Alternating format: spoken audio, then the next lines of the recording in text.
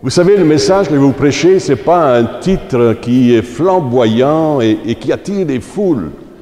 Vous savez, souvent aujourd'hui, bien, on met des titres qui accrochent et puis qui viennent nous chercher, puis là, alors on est présent, n'est-ce pas? Il y a des titres de messages qui n'accrochent peut-être pas de la même façon et qui peut-être même, je dirais, n'est pas prêché forcément tout le temps et régulièrement. Et il est très simple, ce message, le titre en tout cas, dit ceci: est-ce que tu es prêt? Parce que prêt ou pas prêt, Jésus te dit, je viens. Ouch. Prêt ou pas prêt, je viens. C'est Jésus qui nous dit cela. Et Romains chapitre 13, verset 11, je vous lis le verset, dit: cela importe d'autant plus que vous savez en quel temps nous sommes. C'est l'heure de vous réveiller enfin du sommeil, car maintenant le salut est plus près de nous que lorsque nous avons cru. La nuit est avancée, le jour approche. Dépouillons-nous donc des œuvres des ténèbres et revêtons les armes de la lumière. Je pourrais m'arrêter là, mais je vais vous lire les versets suivants. Marchons honnêtement comme en plein jour, loin des excès et de l'ivrognerie, de la luxure, de l'impudicité, des querelles, des jalousies. Mais revêtez-vous du Seigneur Jésus-Christ et n'ayez pas soin de la chair pour en satisfaire la convoitise. Soyons honnêtes. Est-ce qu'on lit ces versets-là régulièrement? Est-ce qu'on est intéressé de lire jusqu'au bout? Est-ce qu'on s'arrête réellement sur ce qui est écrit? Imaginez, c'est l'apôtre Paul qui a écrit ça maintenant, ça fait bien des siècles. Et puis là, aujourd'hui, bien, ce sont ces versets-là qui reviennent. Cela importe d'autant plus que vous savez en quel temps nous sommes. Imaginez, quand Paul a écrit, l'apôtre a écrit cela. Et c'est l'heure de vous réveiller. J'ai comme l'impression que déjà à l'époque, et pourtant c'était l'Église naissante, en tout cas le premier siècle, et déjà à ce moment-là, ben, il y avait une certaine stagnation, les gens semblaient, s'endormir dans leur foi, et Paul est obligé évidemment de leur rappeler que ce n'est pas la bonne position à avoir dans la foi. Il faut être réveillé. Amen. Et prêt ou pas prêt, Jésus revient. Ça, c'est clair. L'Écriture en parle, on va le souligner aussi tout à l'heure. Que vous soyez prêt ou pas prêt, vous pourriez dire ce matin: oui, mais moi je suis sauvé par grâce, j'ai reçu Christ dans ma vie, je suis passé par les eaux du baptême, j'ai même, oui, je prophétise, j'ai les dons spirituels, mais je te pose quand même la question. Et Jésus te pose la question, mais est-ce que tu es prêt au travers de tout cela? Est-ce que tu es prêt à rencontrer le Seigneur? Est-ce que tu es prêt? Est-ce que tu l'attends réellement? Vous savez, je me souviens, j'étais jeune enfant, puis on s'amusait à un jeu. Aujourd'hui, je pense que c'est plus d'actualité. On appelait ça, nous, à l'époque, cache-cache. Est-ce qu'on appelle ça ici? Je ne sais pas. C'est-à-dire que quelqu'un se mettait contre un tronc d'arbre et puis se cachait, et puis les autres allaient se cacher derrière d'autres arbres ou n'importe où pour ne pas se faire prendre. Alors ils comptaient jusqu'à 50 ou 25, peu importe, 1, 2, 3, 4, 5. Et puis arrivé à 50, eh bien ils disaient: prêt ou pas prêt, je viens. Et tout le monde devait être caché, n'est-ce pas? Aujourd'hui, c'est plus d'actualité, c'est les Nintendo, les jeunes, et puis c'est bien d'autres choses, des jeux intérieurs, et on nous dit: allez, sortez dehors, allez jouer. Mais on est obligé de dire cela aujourd'hui. Aujourd'hui, à l'époque, non, c'était naturel, parce que c'était la vie de l'époque, évidemment, et ça manque un peu aujourd'hui, n'est-ce pas? Et alors, prêt ou pas prêt, je viens. Et la personne se détournait puis cherchait où on était caché. Est-ce qu'il y a quelques-uns qui connaissent ça un peu ici, oui? Ah, vous vous souvenez de ça aussi, hein? Et puis, on se faisait prendre, on ne se faisait pas prendre. Prêt ou pas prêt, je viens. Vous comprenez, c'est un peu une illustration de ce que je vais vous prêcher. Hein, prêt ou pas prêt, je viens. Et dans notre génération, c'est la question qui est posée au travers de toute la religion qui existe, les religions qui existent dans le monde. C'est incroyable ce qu'on entend, ce qu'on voit. Et des choses parfois pénibles à entendre, comme ces derniers jours à la télévision où 2 dames sont décédées faute de transfusion sanguine et à cause de leur religion, à cause de leur croyance. Vous vous souvenez, je pense que vous avez vu ça. Et je trouve ça terrible parce que cela donne un tellement mauvais témoignage de ce qu'est réellement Jésus-Christ et la foi en Jésus-Christ. Amen. Oh. Mais gloire à Dieu. La vérité triomphe, n'est-ce pas? Et la croix reste debout. Je suis béni d'avoir vu cette croix. Elle n'est pas bien éclairée. Je ne sais pas si on peut amplifier ça un peu. Mais je bénis Dieu pour cette croix qui est là, parce que je vais dans bien des endroits, il n'y en a plus de croix. On a enlevé la croix, je ne sais pas pourquoi. On ne veut pas s'identifier trop peut-être, je ne sais pas. Ou bien c'est plus de notre temps, je ne sais pas. Mais moi, j'aime beaucoup la croix. Et vous? Dites-moi Amen. J'aime la croix de Jésus parce qu'il y a un message tellement puissant, n'est-ce pas? Alors, je disais, est-ce que c'est réellement par rapport à notre salut quand Jésus dit « Est-ce que tu es prêt ?» Oui, évidemment, premièrement, c'est certainement ça. Et je disais tantôt, peut-être vous pourriez dire « Oui, je suis prêt, pasteur, parce que je suis baptisé, puis etc. » On l'a dit déjà. Hein? Et il semble qu'on a fait tout ce qu'il fallait, mais Jésus dit, il te pose encore la question, est-ce que tu es prêt? Et je réfléchissais sur cela dans ces derniers mois.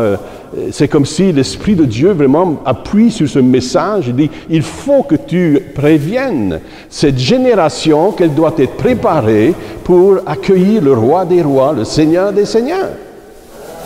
Amen. Nous devons l'attendre. Il y a une sorte d'indifférence et puis de sommeil. C'est comme si l'Église est en sommeil. Oh là là, nous devons être bien réveillés parce qu'il va venir, il va nous surprendre éventuellement. Et là, peut-être, nous ne serons pas réellement, mais alors réellement prêts. On va en parler un peu plus tout à l'heure d'ailleurs. Alors, est-ce que vous êtes prêts pour une action immédiate? Une réaction peut-être même immédiate au travers des circonstances de la vie, la façon qu'il faut réagir, la façon qu'il faut parler, la façon qu'il faut faire les choses. Nous avons besoin parfois d'avoir des réactions immédiates de foi, de courage, n'est-ce pas? Et si on ne réagit pas de la bonne façon, c'est là où on dira « le ciel m'est tombé sur la tête ». Et souvent, c'est souvent des choses terribles qui nous arrivent. Parce que nous avons peut-être manqué de foi et de courage pour faire face à l'adversaire, résister au diable, et il fuira loin de vous. Alors ça, c'est une réaction immédiate dans une circonstance, dans une situation. Êtes-vous prêt, mentalement, spirituellement, émotionnellement, et même physiquement prêt pour ce qui pourrait venir? Tout semble tranquille maintenant, plus ou moins quand même, au Canada, au Québec. On est dans un pays quand même où on est gâté. Lorsqu'on regarde un peu ce qui se passe parmi les nations, il y a la paix. Et nous avons une liberté ici de pouvoir venir dans cette église, adorer le Seigneur, et nous pouvons le faire de tout notre cœur, et puis avec enthousiasme, nous pouvons chanter et célébrer le nom du Seigneur. Et dans bien d'autres endroits, parmi d'autres nations, ils n'ont pas ce privilège.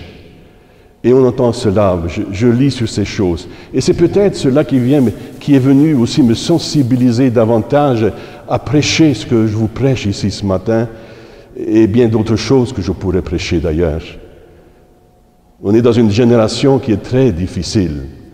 On est dans une génération où il y a aussi une certaine permissivité incroyable et où tout est permis, n'est-ce pas? Et il n'y a plus rien qui devait nous déranger normalement. Les choses sont comme ça. Nous sommes dans cette génération-là et où il y a une permissivité incroyable. Et les choses sont comme normales, c'est standard. Si vous n'êtes pas cela, si vous ne croyez pas cela, si vous ne faites pas cela, ben vous êtes un peu vu comme des arriérés, je dirais, vous venez d'une autre planète. Si on témoigne réellement notre foi, ben on nous regarde un peu bizarre et dit, est-ce que tu crois encore dans ces choses-là? Hein, c'est de la religion, puis...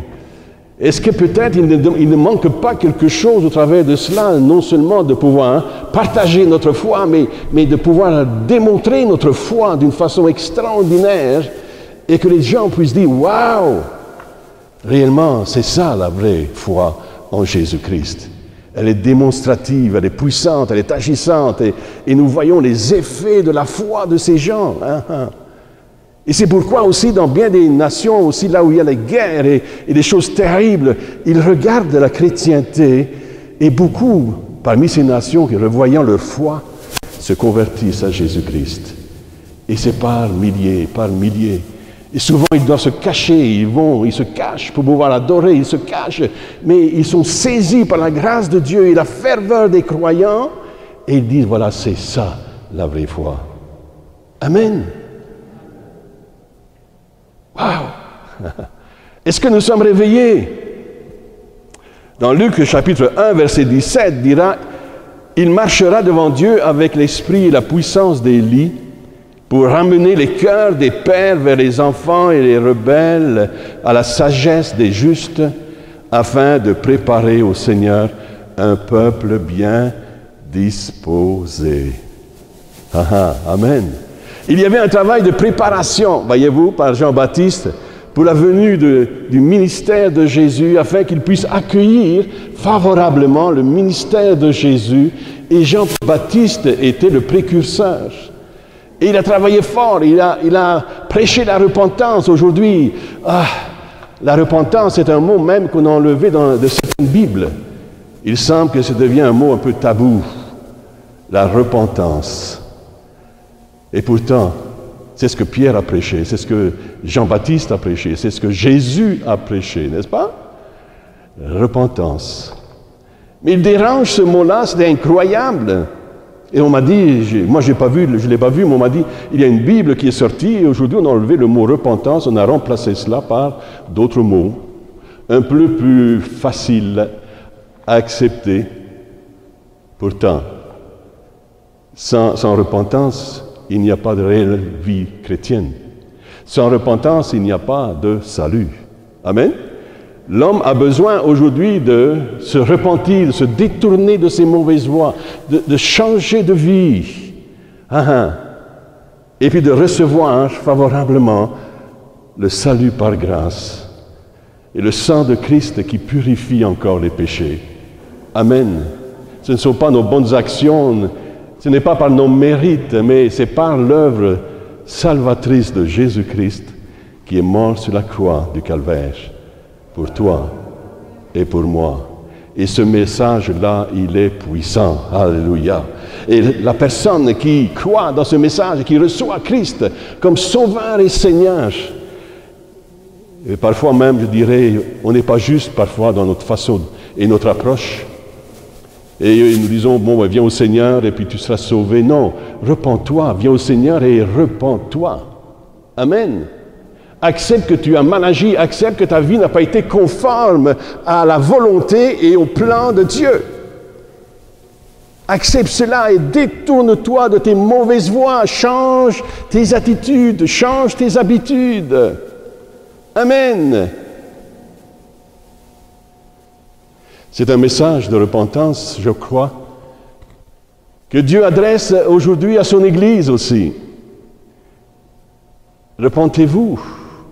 Changez votre façon de faire les choses, votre façon de parler, votre façon de vivre, votre façon même d'être chrétien.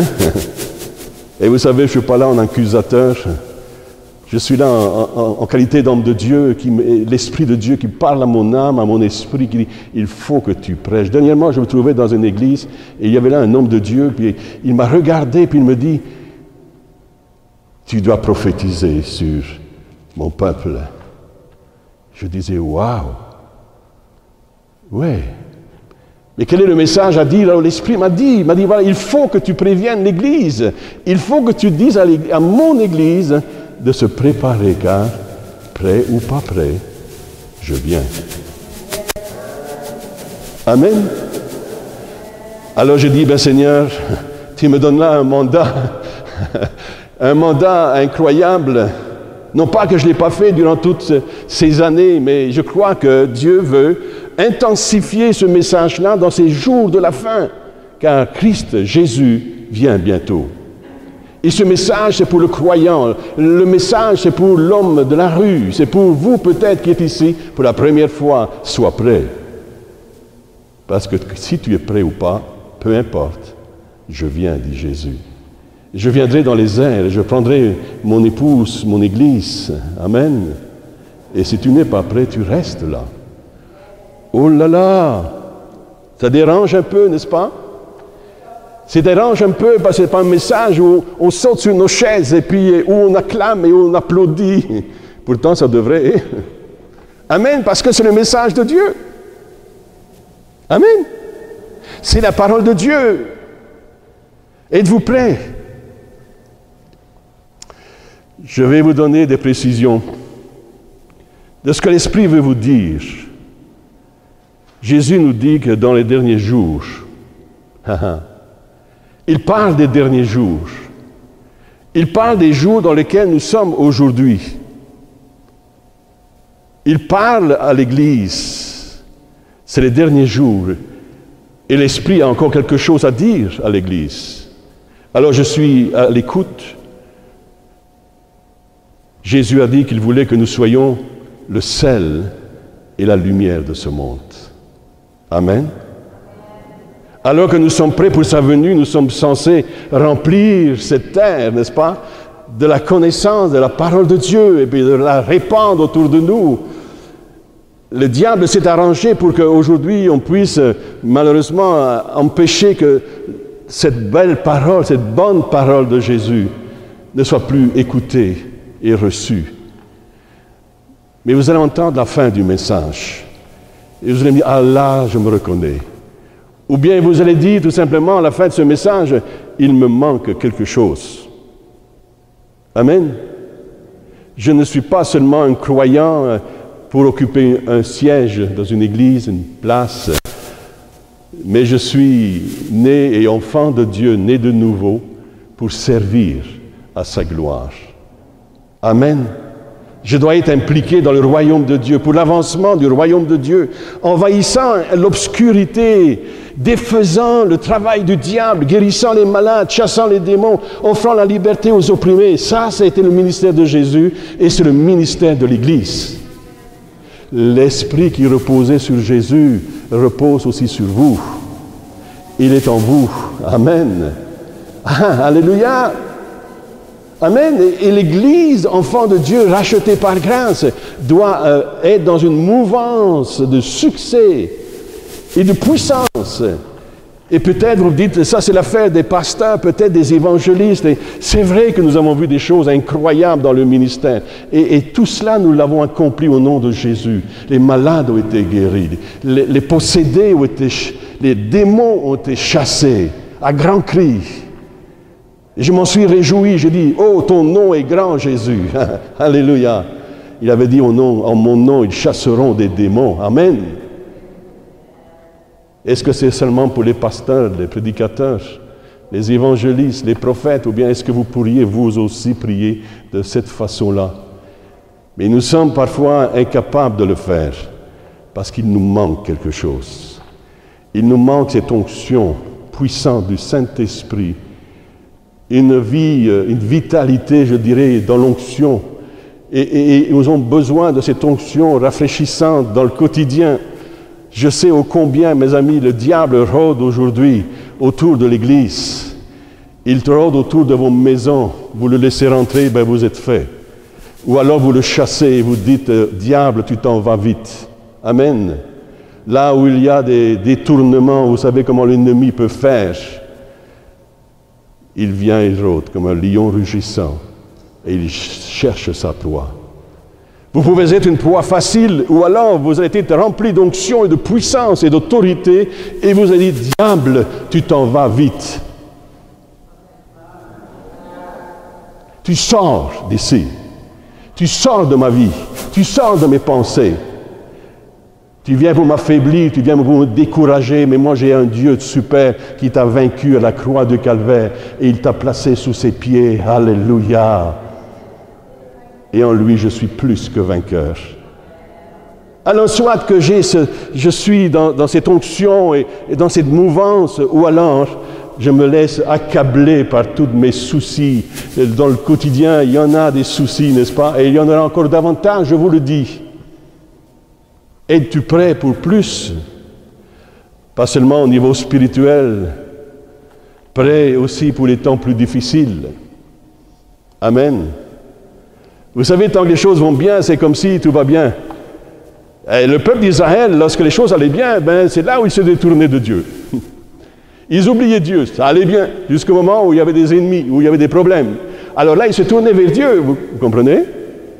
Et puis souvent, nous devenons passifs dans notre foi, parce que les choses, malgré tout, sont bien par rapport à ce qu'on peut voir et entendre. Et c'est là où nous ne faisons pas attention, et où notre foi faiblit. Et notre relation et notre communion avec Dieu n'est plus ce qu'elle était autrefois. Car moi je me souviens, et vous aussi, amen. Je me souviens de ces temps flamboyants et où l'onction était en moi, sur moi, me revêtait et où j'avais une vie d'adoration, d'adorateur. Et j'adorais mon Dieu tellement avec foi et persévérance et conviction. Ce que je vois, ce que j'entends, parfois me déboussole. Je dis, mais où est encore cette vitalité? Où est cette vitalité?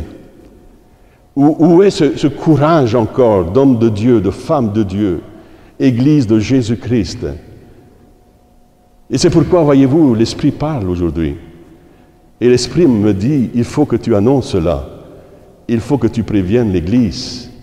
Jésus a besoin de toi. Jésus a besoin de son épouse, de son Église, et qu'elle soit encore flamboyante dans les derniers jours. Et c'est pourquoi il va travailler fort pour cela. Jésus ne vient pas chercher une Église malade, atrophiée. Il vient chercher une Église vivante, une Église en santé. Amen. Une Église qui est pure, sanctifiée.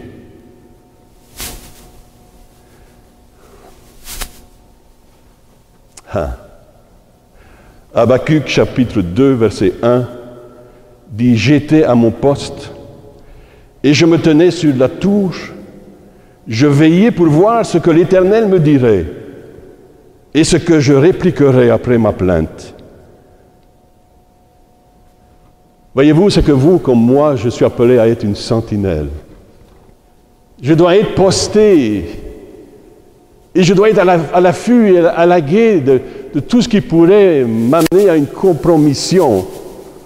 Je dois être à l'affût et à l'aguet pour que je puisse discerner aussi dans ce temps de la fin des œuvres de l'esprit et des œuvres de la chair. D'identifier le prophète de Dieu et d'identifier le faux prophète. D'avoir du discernement dans ce qui nous est dit et apporté. Amen. Ce que je lis également parfois sur Internet. Il faut que je sois vigilant. Amen. Je dois être sentinelle et comme ministère, le sentinelle a besoin de prévenir. Ce qu'il entend de Dieu, ce qu'il entend de l'Esprit, il doit le communiquer. Amen. Lorsque vous recevez de Dieu un message et qui vient fort et qui vient vous percuter, vous toucher à l'intérieur, il vous donne un message selon son esprit et il vous communique ce message comme sentinelle pour prévenir la génération, pour prévenir vos familles, pour prévenir vos enfants qui ont besoin d'être en ordre avec le Seigneur. Vous avez le message de Dieu, mes amis. Amen. J'ai le message de Dieu, l'Esprit parle à l'Église, l'Esprit me parle. Il me dit, allez, communique ce que tu vois, communique ce que tu entends, car une sentinelle, c'est cela. Il y a une telle compromission dans notre génération incroyable, n'est-ce pas?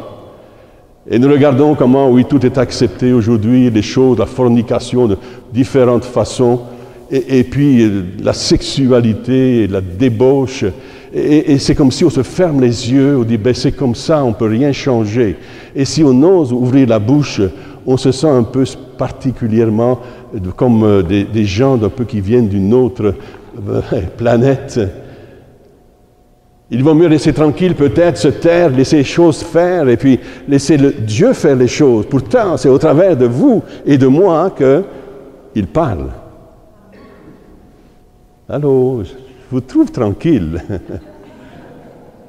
Est-ce que ça brasse un tout petit peu? Est-ce que ça secoue un tout petit peu?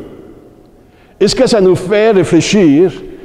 Vous savez, j'ai parcouru quand même 200 kilomètres, pour venir vous adresser cette parole. C'est parce qu'elle était là sur mon cœur, et puis, elle était brûlante, cette parole, pour dire, voici, je vais prévenir cette église de Drummondville. Allez, attention, prêt ou pas prêt, Jésus dit, je viens. Amen. Prépare-toi donc à rencontrer ton Dieu, Alors, comme un gardien spirituel, je n'ai pas la liberté de dire ce que je veux. Ce n'est pas mon message. Et aujourd'hui, on entend toutes sortes de messages dans le monde et on se rend compte que ça manque d'onction, ça manque de l'empreinte de Dieu. L'homme parle, mais est-ce qu'on reconnaît encore l'empreinte de Dieu, du Saint-Esprit sur cette vie? Il est éloquent, il a un bon discours, il met les choses, bien les mots, et fait des belles phrases. Mais je ne veux pas seulement faire des belles phrases. Je ne veux pas seulement parler pour juste faire plaisir. Je veux parler pour déranger le monde. Mais je veux déranger le diable aussi.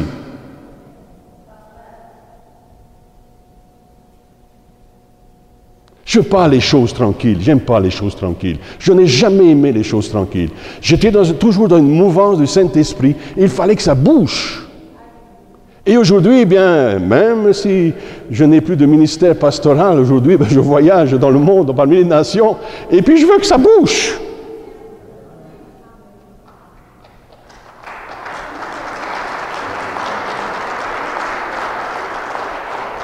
Je veux déranger cette génération. Je veux déranger l'Église, même de Jésus-Christ. Je veux la stimuler, la motiver, la réveiller. Et cela ne dépend pas d'un homme, mais de vous et du Saint-Esprit qui agit en vous. C'est vous qui souhaitez, désirez avoir cette ardeur et ce feu brûlant en vous. Amen. Afin que Dieu puisse canaliser cela au travers de vos vies pour éclairer notre génération qui vit dans les ténèbres. Par qui va-t-il parler? Ne dites pas, il y a des prophètes, ne dites pas, il y a des évangélistes, ne dites pas, il y a des pasteurs. Oui, ils sont là pour équiper l'Église. Et l'Église est envoyée aussi pour apporter le message. Je ne peux pas dire ce que je veux, mes amis. Je ne veux pas dire quelque chose qui fait plaisir seulement. Quelque chose qui va permettre que je suis réinvité une deuxième fois ou une troisième fois. Dans certaines églises, je dis, je pense que vous ne me réinviterez plus. Oui, pasteur, on vous réinvite encore. Alors je dis, alors cette église, elle en veut plus. Amen. Alors le message que Dieu vous donne, mes amis, ce n'est pas le message qui est le plus approuvé dans notre génération. Le message de sainteté, de sanctification, ce n'est pas ce qui est approuvé, même je dirais dans l'Église parfois. Parce que les gens semblent faire leur vie comme bon leur semble, et puis pensent comme ils veulent, et font ce qu'ils veulent, et puis ils arrivent à l'église le dimanche matin, ils viennent adorer le Seigneur, mais dans la semaine, on a vécu un peu comme bon nous semble, on a même blasphémé parfois, dans une colère peut-être, parce que les choses ont mal fonctionné. J'ai entendu cela de mes propres oreilles. Ils disent, non, moi, pas chez nous, ça n'existe pas, mais tant mieux, il ne faut pas non plus. Alors, pardon. Je n'ai pas la liberté de dire ce que je veux. Je n'ai pas la liberté de simplement dire ce qui est populaire. Je n'ai pas la liberté de parler de ce qui est confortable et pratique. Ma responsabilité en tant que sentinelle est de prier, voir, entendre et obéir.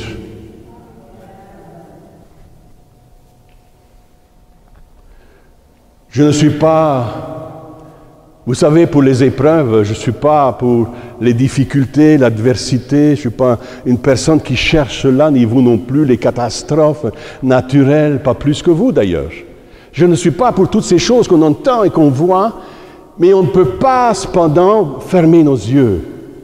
Nous devons voir. Et nous devons comprendre ce que Jésus, ce que Dieu veut passer comme message au travers les circonstances aujourd'hui du monde et dans lequel le monde se trouve. Car le monde aujourd'hui est plongé dans des choses terribles, je dirais irréversibles. Les hommes d'État ne savent plus quoi faire avec cette génération et puis ces guerres, ces bruits de guerre, Israël et tout ce tumulte dans le monde entier.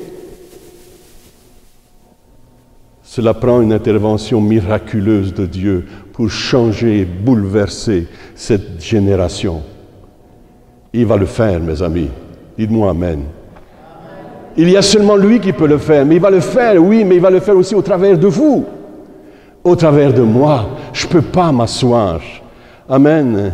Oui, je ne peux pas m'asseoir.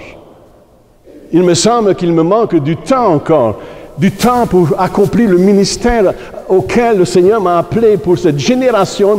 Je dis, Seigneur, combien de temps me donnes-tu encore? Combien d'années me donnes-tu encore? Et je veux utiliser ces années encore, Seigneur, pour toi.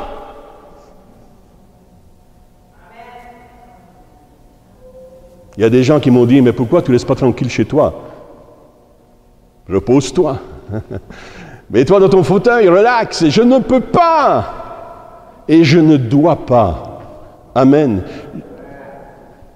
Dieu me donne le souffle, Dieu me donne la santé, Dieu me donne l'énergie. Amen. Dieu me donne et renouvelle son onction sur ma vie. Et je veux vous dire ce que je vous dis ce matin. Amen. Wow. Je dois dire la vérité. Et disons que je m'interrogeais, je me disais, oui, comment se fait-il que nous sommes encore là d'ailleurs? Il me semble que le Seigneur devrait être revenu depuis longtemps, non? On regarde la génération de Noé et puis ce qui se passait à cette époque, et puis bon, mais regardons notre époque à nous, notre génération à nous, et puis on se dit, Seigneur, tu es miséricordieux, plein de compassion, et tu patientes, et tu patientes. Et tu patientes encore. Amen. Il veut que vous soyez là, au rendez-vous. Amen. Il veut que cette génération puisse croire en lui. Et le diable fait tout ce qu'il peut pour détruire la religion et tout ce qui concerne la religion. Je vous l'ai dit tout à l'heure, je vous le dis, et il va s'essayer encore davantage. Il a la corruption, on a entendu toutes sortes de témoignages de certains hommes de se déclarant de Dieu et qui pourtant ont commis des choses atroces et terribles. Et tout cela est venu jeter du discrédit sur l'Évangile et la parole de Dieu, Jésus-Christ. Mais ça ne doit pas nous décourager plus qu'il faut. Il faut croire que Dieu est plus fort que tout cela et que le diable est vaincu. L'Écriture nous dit qu'il est venu pour détruire les œuvres du diable. Amen. Alors moi j'y crois. J'adhère à cette pensée. Et je dis, malgré tout ce que je vois, malgré tout ce que j'entends, eh bien je sais que mon Dieu est plus fort. Alléluia. Et que le diable est vaincu. Et tout ce qu'il peut faire ne pourra pas empêcher qu'un grand réveil viendra sur notre génération. Qu'il y aura un souffle puissant du Saint-Esprit. Sommes-nous prêts? Sommes-nous prêts pour que la prière soit interdite peut-être un jour? Vous dites, c'est impossible. Ben, pourtant, dans certaines nations, c'est interdit, formellement interdit. D'avoir une Bible, c'est réellement interdit. Avoir une Bible, c'est un crime. Tu peux être mis à mort à cause de cela.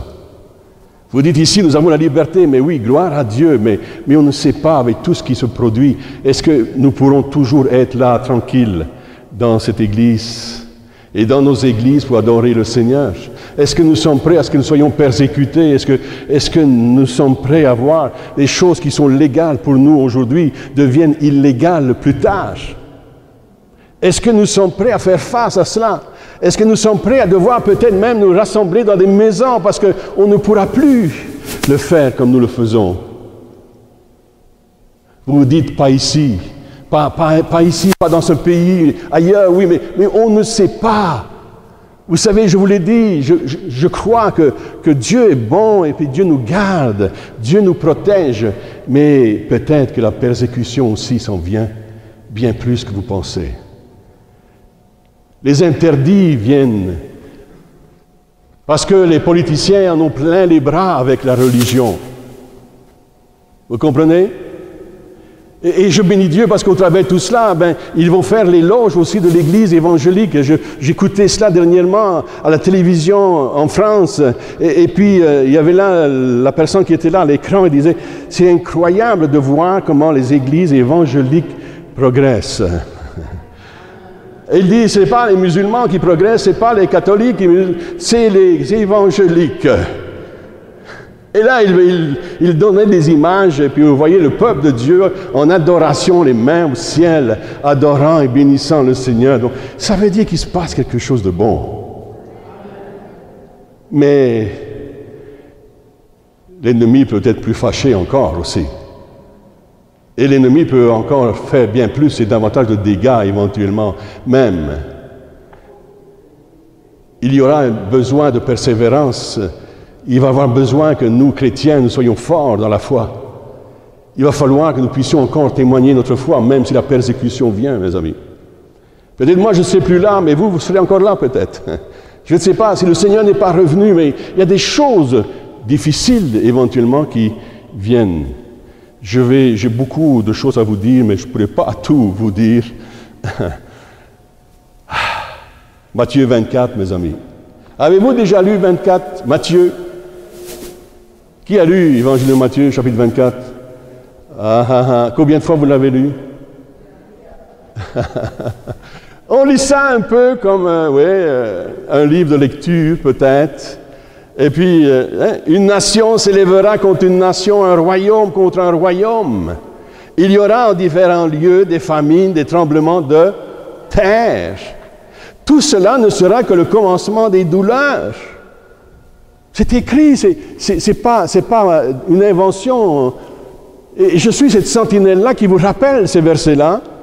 Et là, il nous est dit, alors on vous livrera au tourment, et il vous fera mourir.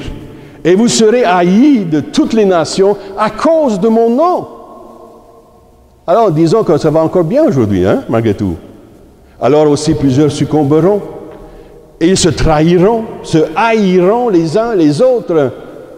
Plusieurs faux prophètes s'élèveront et ils séduiront beaucoup de gens. Et parce que l'iniquité sera accrue, la charité du plus grand nombre se refroidira. Oh, l'amour, la charité. L'amour du plus grand nombre se refroidira. On pourrait voir cela, évidemment, en dehors de ces portes, où vous dites, oui, c'est vrai cela, et puis c'est vrai, il y a une telle violence dans notre société, c'est incroyable de voir avec les années comment cette violence et cette haine. Fais attention quand tu es sur la route aujourd'hui. Parce que si tu ne conduis pas comme la personne qui est derrière toi ou devant toi n'est pas conforme à ce qu'il souhaite, il peut te stopper sur la route. On a vu ça dernièrement, puis avec son gourdin dans la main, bâton de baseball, et puis il te flanque ça. Et tu regardes le collège, j'ai vu ça à Montréal, ce gars qui est monté sur le top de la voiture, puis il a commencé à défausser le top de la voiture juste comme ça dans la rue. La violence. La violence. C'est incroyable, non? Nous sommes dans une société aujourd'hui où nous avons tellement besoin de la paix de Dieu et d'avoir une assurance que peut-être nous aurions peur, peut-être bientôt, de sortir de nos murs. Vous dites, non, pasteur, tu extrapoles, tu vas trop loin, ça ne peut pas être. Je souhaite que nous puissions conserver notre paix telle que nous l'avons aujourd'hui. Mais l'Écriture est claire, et il se lèvera des faux prophètes, et ils séduiront beaucoup. Et parce que l'iniquité se sera accrue, la charité du plus grand nombre se refroidira. Ce n'est pas un message réjouissant, n'est-ce pas? Mais Jésus a permis que ce soit là dans son livre. Il a permis cela, il nous a prévenus. Il est gentleman, voyez-vous, il nous dit, voilà ce qui va arriver. Faites attention, soyez prêts. Soyez prêts à rebondir, soyez prêts à réagir face à la persécution, face à ce qui pourrait venir contre votre foi. Soyez prêts à cela. Alors, soyons honnêtes, est-ce qu'on est réellement prêts?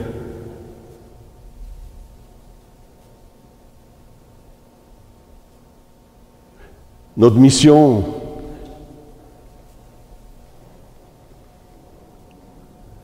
n'est pas tout simplement d'annoncer des choses un peu bizarres pour notre génération, mais des choses qui sont vraies. C'est écrit. Noé a entendu la voix de Dieu. Il a été cette sentinelle, Noé, dans le fond. Et il a préparé une arche pour sauver sa famille. Joseph a été envoyé par Dieu pour l'Égypte, pour se préparer à la famine de 7 ans qui allait couvrir la terre.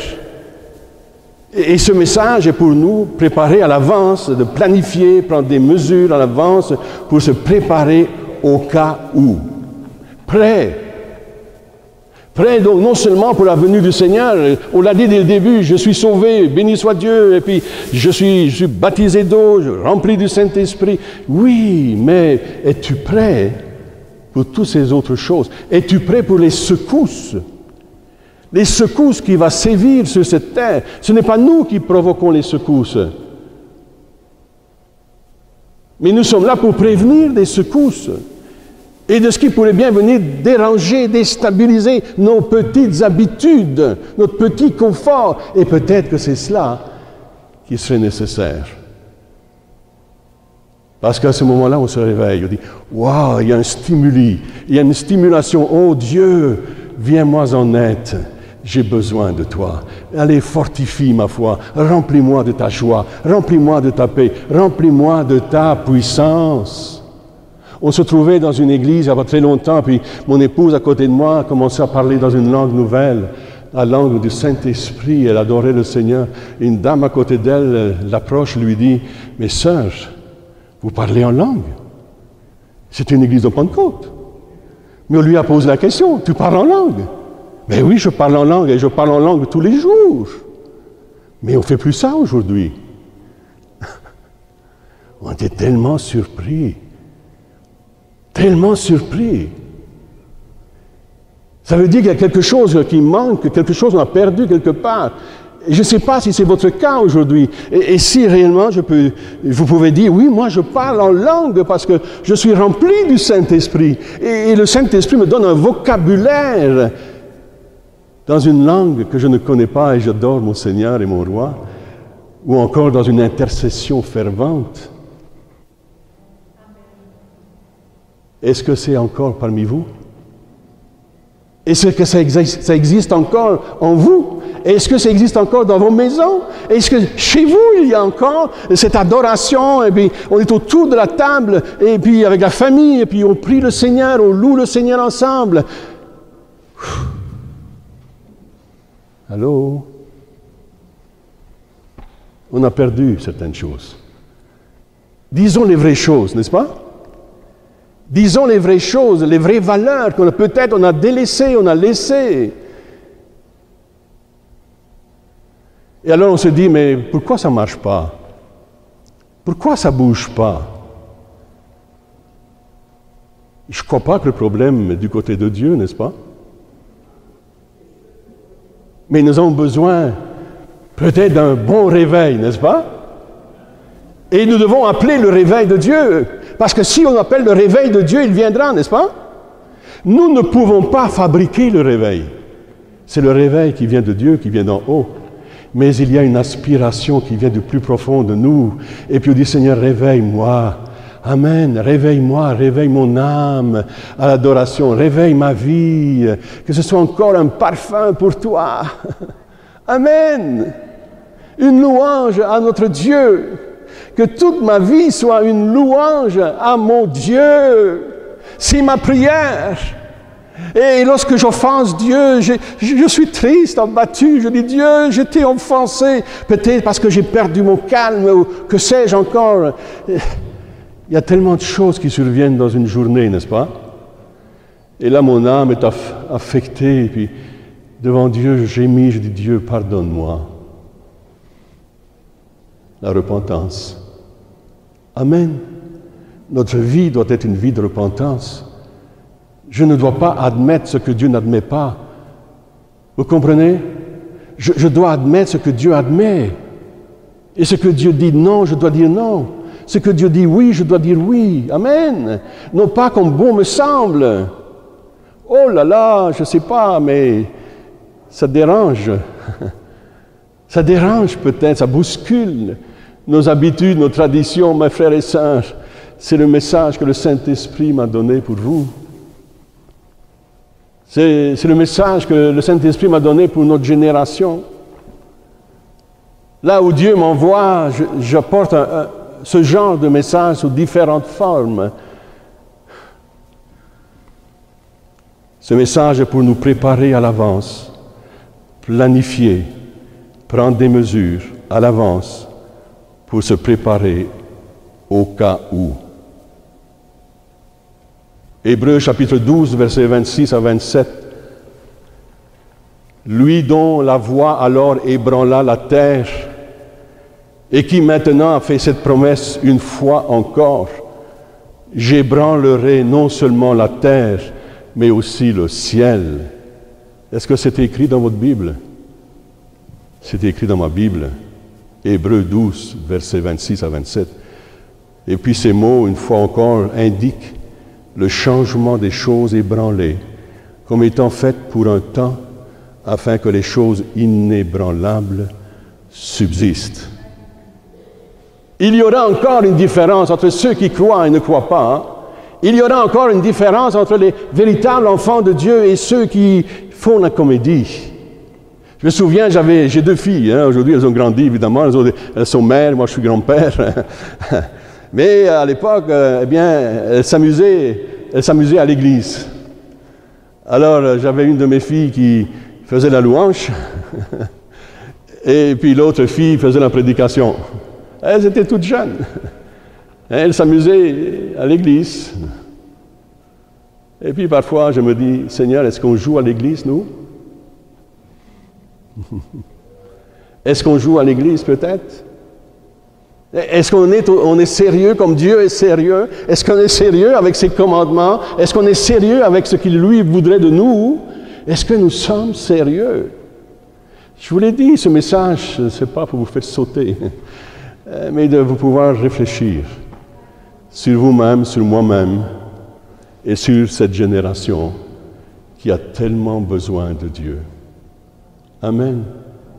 Qui que tu sois ici dans cette salle, tu as besoin, comme moi, de Dieu. Es-tu prêt?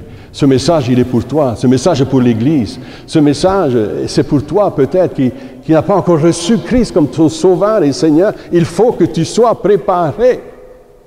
Jésus vient bientôt. Et est-ce que nous sommes réellement préparés pour le réveil? Une visitation particulière chez moi, dans ma maison, dans ma famille, une révolution dans l'Église, un changement, une transformation. Et je sais que chaque enfant, véritable enfant de Dieu, soupire après cela. Amen.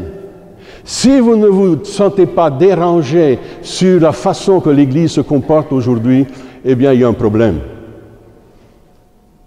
Et ce message ne s'est pas adressé à l'Église de Drummondville. Je parle en général. Si vous vous sentez sécure, il y a un problème. Je crois qu'il y a une urgence. Amen. il y a une urgence. Le Seigneur Jésus vient bientôt. Es-tu prêt? Es-tu prêt aussi pour accueillir le réveil de Dieu? Amen. Es-tu prêt à changer ce qu'il faut changer? Es-tu prêt à recevoir de Dieu cette touche puissante de son esprit pour que notre génération soit saisie, que cette ville soit touchée d'une façon efficace par une démonstration de puissance? Jean-Baptiste préparait Israël, le peuple, à accueillir le Messie. Ils ne l'ont pas vraiment reconnu. Non seulement accueillir le Messie, mais son ministère. Finalement, Jésus s'est retrouvé en croix. Et je crois qu'aujourd'hui, l'Évangile s'adresse à nous en particulier, dans cette génération, pour préparer la seconde venue de Jésus. Amen. Il est venu. Israël l'attend encore. Et si vous écoutez les nouvelles, ils attendent le Messie. Là. Ils annoncent même le Messie, mais ce n'est pas le Messie qu'ils pensent. C'est celui qu'ils ont crucifié. Amen. Et là, l'Écriture nous dit qu'ils le reconnaîtront. Parce qu'il y aura les marques. Amen, dans ses mains, dans ses pieds, dans son côté. Ils vont le reconnaître. Ah, amen. Avant de terminer, j'aimerais qu'on puisse prier ensemble. Église du Seigneur, êtes-vous prêts à faire un pas? Êtes-vous prêts à prendre une décision de réellement chercher Dieu? De chercher Dieu, d'avoir une communion plus intense avec lui, et puis de percevoir le message qu'il nous laisse dans ces temps de la fin. En premier temps, je vous demande de vous lever, frères et sœurs. Et je vais faire plus que ça. Je ne sais pas, je sens qu'il faut faire un appel supplémentaire et de prier pour vous particulièrement ici ce matin, pour vos pasteurs, pour l'équipe ici qui est en place. Et si vous vous sentez bien disposé, dites Seigneur, oui, je veux voir ta puissance et ton réveil dans ma vie. Peut-être juste de vous déplacer de vos chaises et venir vers l'avant ici. Je vois qu'il y a de la place. Il y a des endroits où je vais, il n'y a pas de place, mais là, je vois qu'il y a de la place ici. Amen. Wow! Êtes-vous prêts à venir ici? Peut-être même vous agenouiller devant le Seigneur et dire, oui, Seigneur, j'ai besoin d'un réveil. J'ai besoin d'une nouvelle fraîcheur dans ma vie. J'ai besoin, Seigneur, que tu viennes me saisir. J'ai besoin que tu viennes me toucher. J'ai besoin que tu viennes me rafraîchir. Amen. La Bible parle d'un temps de rafraîchissement. Hein? Alléluia. Je vous regarde. Et on peut se regarder réellement. Et vous savez, Dieu veut que ce matin, quelque chose se passe. Dieu veut non seulement bouleverser nos âmes, mais Dieu veut accomplir un miracle en nous. Un miracle de régénération, un miracle de transformation. Amen. Et je sais que vous soupirez après cela. Je vous vois, je vous regarde. Et je sais qu'il y a une soif dans vous. Et vous dites, mais comment faire? Ça vous concerne, vous et Dieu, avant toute chose. Vous comprenez? Votre temps que vous aviez auparavant avec lui, prenez-le maintenant. Vous dites, oui, mais j'ai mon travail, et je me lève tôt, il faut que je travaille. Maintenant, les dames travaillent aussi à l'extérieur. C'est parfait, bravo. On ne veut pas dénigrer cela, mais c'est vrai qu'on est bousculé avec le temps, et on n'a plus le temps pour Dieu. Je voyage, je vois ce qui se passe. Je vais dans certains pays, je regarde et je dis, waouh, la beauté des enfants de Dieu, remplis du Saint-Esprit, de vitalité, de joie, de paix. Et un autre endroit, je visite et je dis, wow, Seigneur, j'étais dans une place, j'étais dans une église il y a très longtemps, puis à un certain moment, j'ai ressenti dans mon âme, j'étais courbé, je sentais la douleur de ce peuple. Le pasteur pensait que je faisais une crise cardiaque. Non, je ressentais dans mon âme la douleur. Et là, j'ai commencé à prier, je dis, Dieu, touche-les. Dieu change ce qu'ils ne peuvent pas changer. Il y a votre part à vous et il y a la part de Dieu. Amen. Il y a une collaboration, vous et Dieu. Moi tout seul, je ne peux pas. Il dit, sans moi, vous ne pouvez rien faire, dit Jésus. Alors j'ai besoin de Jésus. Toi aussi, mon frère, tu as besoin de Jésus. Viens plus près de moi. Viens ici. Seigneur, touche ce frère maintenant. Touche-le. Dans ta miséricorde. Que ton souffle puissant de ton esprit le transporte, le traverse. Change ce qui ne peut pas changer, Seigneur. Investis-le de ta présence. Investis-le de ton esprit. Oh, remplis-le, Seigneur. Remplis-le, Seigneur, encore et encore. Remplis-le, Seigneur. Qu'il soit un vase. Oh, un vase d'honneur.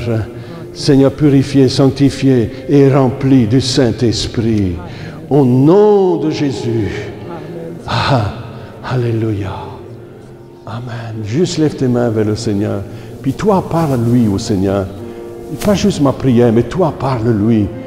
Oh, répands ton âme devant l'Éternel. Répands ton âme devant Dieu. Toi, tu ne peux rien faire par toi-même. Tu ne peux rien faire par toi-même. Tu peux faire certaines choses, mais les miracles, c'est Dieu qui les fait. Les miracles dans ta maison, c'est Dieu qui va les faire. Les miracles pour ta santé physique, alors que tu es malade, eh bien, c'est lui qui le fait. Alléluia! Alléluia! Dieu est le Dieu des miracles. Moi, je ne fais pas les miracles. C'est Dieu qui les fait. Dieu me demande de prier, mais Dieu fait les miracles. Amen. Il les fait, mes amis. Il n'est pas changé. La Bible dit qu'il est le même hier, aujourd'hui et éternellement. Il est le même pour vous. Au nom de Jésus, Nazareth, reçois maintenant. Accomplis ton œuvre, Père, ton ministère envers cet homme maintenant. Seigneur, tu connais son cœur, tu connais son âme, ses frayeurs. Mais tu es le Dieu de paix. Tu es le Dieu qui est capable d'ajuster ce que le diable a désajusté. Seigneur, remplis cet homme maintenant de ton esprit. Remplis-le de ta paix, de ta joie. Au nom puissant de Jésus. Au nom puissant de Jésus. Alléluia, reçois. Reçois maintenant, reçois maintenant au nom de Jésus de Nazareth. Puissance, guérison, libération, au nom de Jésus. Reçois le miracle de Dieu. Reçois maintenant au nom de Jésus de Nazareth. Merci Seigneur. Retrouve la santé pour tes muscles.